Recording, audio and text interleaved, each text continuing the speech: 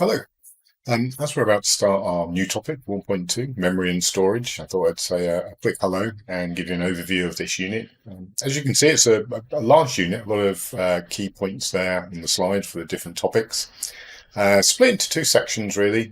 Primary storage, which is the main memory on the computer, and secondary storage.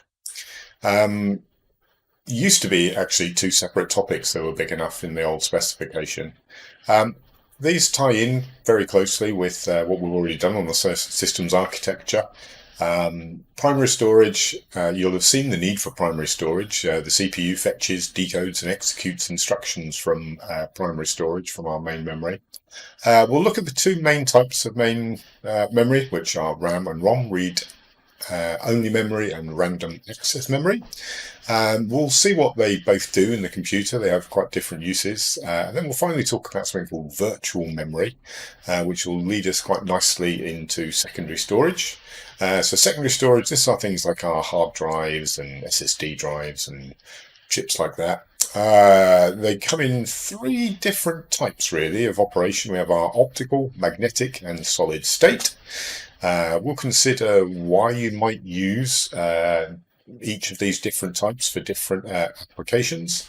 And we'll need to be able to compare each of the three types of devices and typical devices that implement them and think about these things: the capacity, how much storage space do they provide, their speed, how quickly can you read and write from these devices, their portability, will they work in laptops, are they good for embedded systems, are they durable, what happens if they get dropped, etc.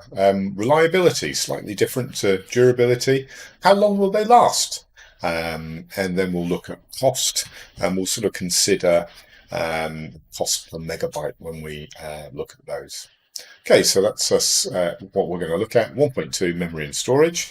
What we'll do first, I'll just quickly go back to something we looked at right at the beginning of the course and show you how memory and storage ties in nicely with the topic we've already just done. So let's go back here and have a little look at what we call the three-box model. As you can see, the three-box model's got the three components: the CPU, memory and storage. So topic one was the CPU, the systems architecture, and this one, topic two, is going to cover the memory and the storage.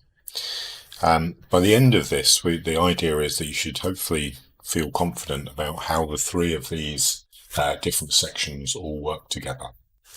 Okay, so we'll get started now on section 1.2.